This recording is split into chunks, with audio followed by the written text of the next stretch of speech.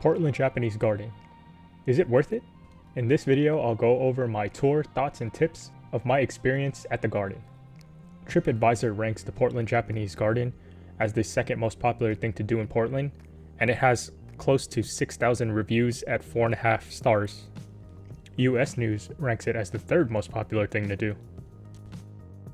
The reviews on Google gives Portland Japanese Garden 4.5 stars with over 4,400 reviews. And finally, Yelp gives Portland Japanese Garden 4.5 stars as well with over 1,000 reviews. So the Portland Japanese Garden is located about 2.5 miles west of downtown, and it's about a 10-minute drive. And if you want to take public transportation, it's going to take about half an hour, and that includes a 15-minute walk.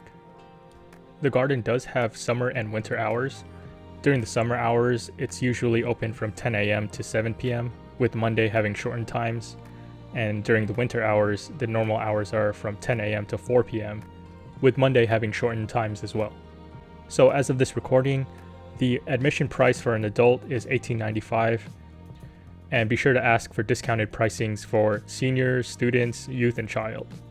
So here's the good. After reading numerous reviews on Google, TripAdvisor, and Yelp, and based on my own personal experience, the good thing about the Portland Japanese Garden is that it is very calm and relaxing. And if you're looking for something with more of a nature vibe, then the garden will be a really enjoyable experience for you.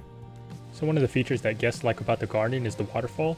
They find it very serene and relaxing, and they could spend about 10 to 15 minutes just being able to sit there and enjoy the sounds of the water and all of the plant life around it. Also, while at the waterfall, another feature people like is the koi pond. They just like to watch the koi just swim around and take pictures with them. Another good thing about the Portland Japanese Garden is that there are free tours that are offered, and the tour will go over some of the cool features of the garden. In the reviews, people say that you get a good view of Mount Hood, but when I went, it was cloudy, so I didn't get to get that experience. And lastly, people really enjoy the nice gardens. They're really well manicured, so it's fun to just walk around and take in the scenery and take a few pictures here and there. Now for the bad things about the Portland Japanese Garden. The crowds.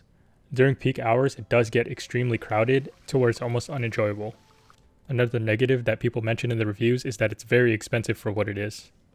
So if you have a family of 5, you're pushing close to $100 to literally stop and smell the roses. Another really bad negative is the limited parking. It gets really difficult during peak hours to find parking, and there's very limited parking on the street as well. Another negative that people mention in their reviews is that it's very difficult to walk around the garden. And since it's located on a hill, there are going to be steps and there's dirt paths everywhere. So it's really hard to maneuver, especially when it gets crowded. But on the flip side, if you're used to hiking trails and it's not too crowded, you could probably get the entire loop done in about 15 to 20 minutes. Another negative that people mention in the reviews is that there's very little entertainment. There are no shows. There are a few items to look at. And when you are looking at things, there's very little signage or text. So you have no idea what you're looking at or what the meaning is behind it. And the last negative thing that people complained about in their reviews is that the garden has a very expensive gift shop and restaurant. So here are some of the best tips that I got from the reviews and my own personal experience. Definitely get there before 11 a.m. If you can get there early, then it will be that much more peaceful and enjoyable, and you won't have to deal with the crowds and you won't get stressed out. Another thing to note is that the garden doesn't allow outside food or drinks, but the garden does allow you to bring water in. So make sure you bring some water with you because you are going to be walking around just like you would be in any hiking trail. Here's a tip to deal with parking. Make sure to use the free Washington Park shuttle. If you're spending the entire day at the Washington Park and you happen to be going to the Portland Zoo, just take the Washington Park shuttle over to the Japanese Garden. Expect to spend an hour and a half to 2 hours at the Portland Japanese Garden. And lastly, if you are going to the cafe, make sure to make reservations because like I said earlier, it does get very crowded. So you don't want to be just sitting around wasting time. So here are some frequently asked questions.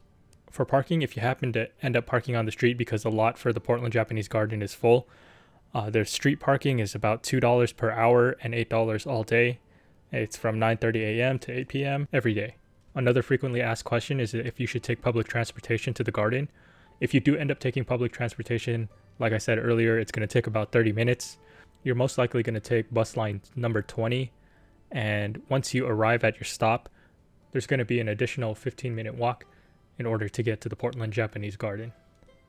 Another question that people ask is if there's a tea house, and there is. It's called the Umami Cafe. It's pretty pricey. It's about $11 to $14 for a small cup of tea and a small piece of cake. So when is the best time to go? The best time to go is during the weekdays. During the weekends, a lot of the locals like to go there, so it does get quite crowded. So when is the best time to go in terms of season? It would really depend on your own personal preference, whether you enjoy spring colors or fall colors. But from what I've seen through reviews, a lot of people like to enjoy the Portland Japanese Garden during the April, May, and June months. When I went, it was in September, so whatever you're seeing in the videos, those are the colors that you're most likely going to be experiencing.